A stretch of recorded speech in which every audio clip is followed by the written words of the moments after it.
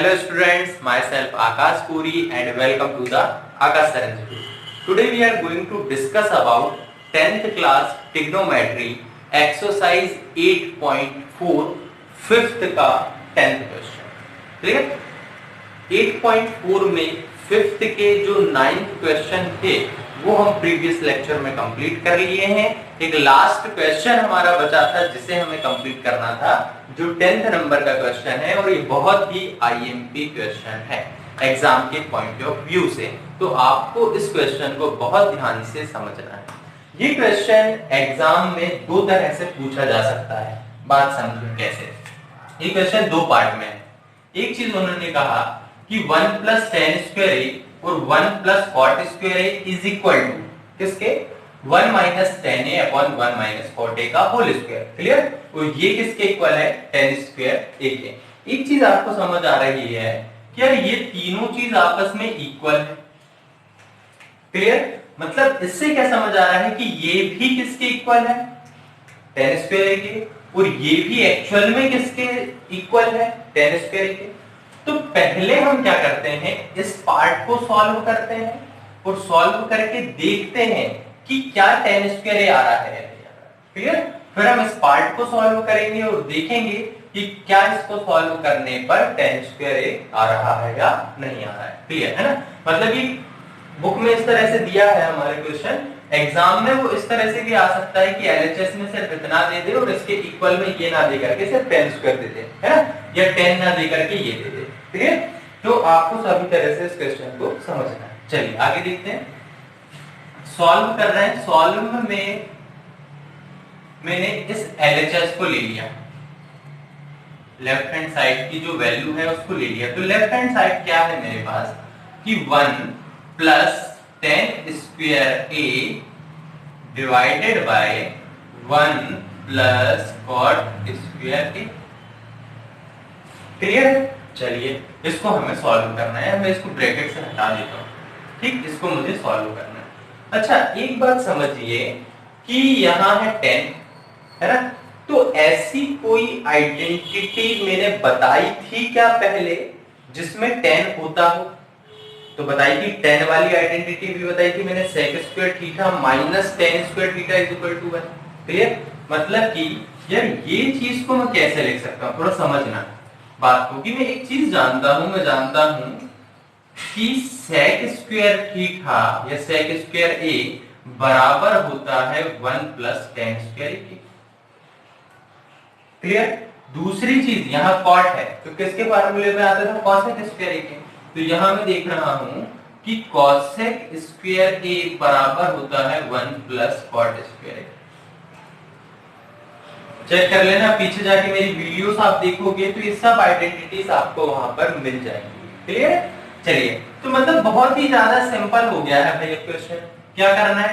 1 + tan square a की जगह पे हमें पुट क्या कर देना है? sec square a. और 1 + cot स्क्वायर a की जगह क्या पुट कर देना है? cosec square a. बस पुट कर दीजिए. क्या हो जाएगा? 1 + tan square a is equal to sec square a. Clear? चलिए फिर 1 + cot स्क्वायर a क्या होगा? cosec square a. ठीक है. अच्छा चलो इसको मैं कुछ इस तरह से लिख सकता हूं कि sec स्क्वायर है यार, तो sec स्क्वायर a जब नीचे आएगा तो ये कुछ इस तरह से हो जाएगा कि नहीं होगा? sec स्क्वायर a क्या होता है? sec square is equal to 1 upon cos square a. और नीचे क्या है? 1 अपॉन cosec स्क्वायर. क्लियर? अच्छा cosec स्क्वायर a को हम ऊपर ले जाएंगे तो ये क्या बन जाएगा? cosec के ऊपर जाएगा तो ये हो जाएगा sin स्क्वायर a. नीचे क्या है? cos square a. भाई cosec square 1 upon cosec square क्या होता है? sin स्क्वायर होता है. ठीक है, तो sin स्क्वायर का 1 में मल्टीप्लाई हुआ sin स्क्वायर a और नीचे क्या था? cos square a. sin square a divided by cos square a is equal to what? tan square a. Understand? हो गया भाई. LHS किसके इक्वल आ गया? RHS के. चलिए नाउ सेकंड चीज पर हम और डिस्कस कर लेते हैं जो ये है. क्लियर? तो हम देख रहे हैं now 1 - tan a divided by 1 - cot a का होल स्क्वायर. क्लियर है? पहली चीज तो हम देखें क्या है, होल स्क्वायर है, और इस चीज को हम कई तरह से सॉल्व कर सकते हैं, लेकिन यदि ऊपर प्लस में माइनस में चीजें हैं और tan और cot है ना, तो इसको क्या करो, साइन और कॉस की टर्म में तोड़ लो। तो साइन और कॉस के टर्म में जब आप इसको तोड़ोगे तो ये क्वेश्चन बहुत इजी हो जाएगा। क्लियर?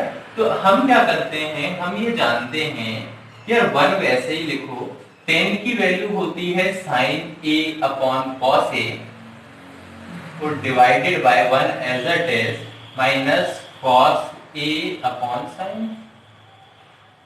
ये tan की वैल्यू, ये cot की वैल्यू, इसके ऊपर क्या है, होल स्क्वायर। समझ रहे हो? चलिए एलसीएम लेते हैं अपन। cos का वहां cos का a का 1 में मल्टीप्लाई होगा तो क्या हो जाएगा, cos a minus sine a divided by क्या, cos a। क्लियर?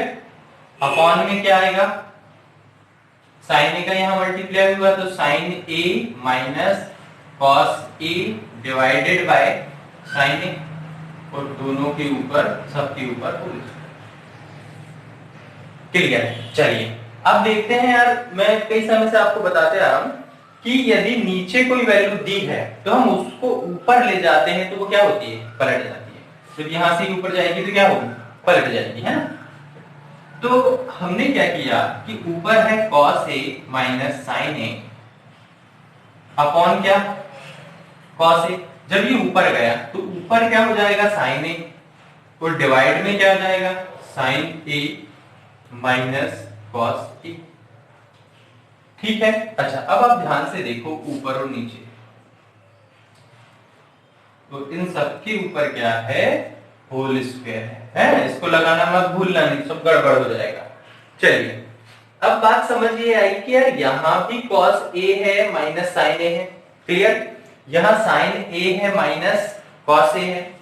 तो क्यों ना मैं ऐसा करूं कि यदि मैं यहां से माइनस कॉमन लिया तो क्या बनेगा, ध्यान से देखो। यदि मैंने यहां से माइनस कॉमन लिया तो cos हो जाएगा माइनस का और sin हो जाएगा प्लस का। तो मैं sin को पहले लिख देता हूं तो cos जो माइनस का हुआ तो cos को मैं बाद में लिख देता हूं।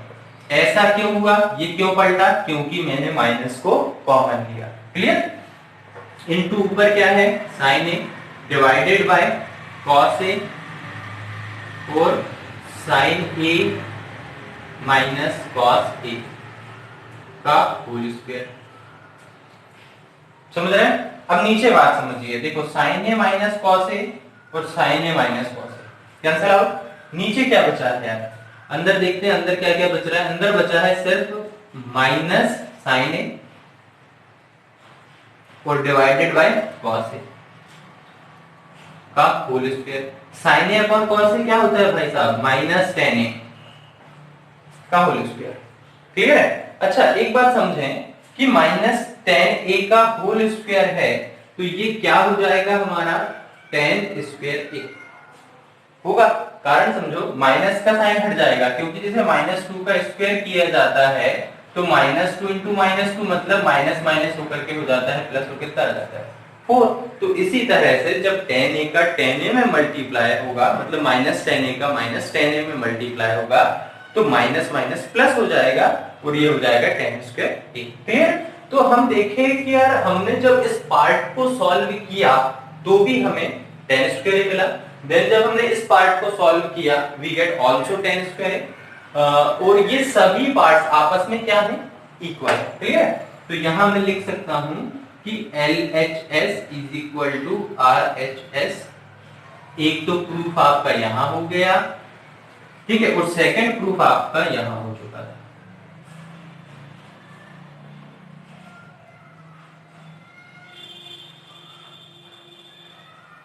ठीक, चलिए ठीक। आज हमारी एक्सरसाइज 8.4 कंप्लीट हो चुकी है।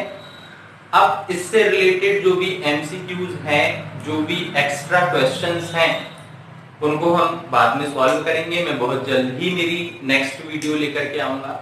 आज हमारी 10th क्लास ट्रिग्नोमेट्री में 8 chapter 10th class trigonometry chapter हमारा कंप्लीट हो गया है। ठीक है, thank you so much for the watching.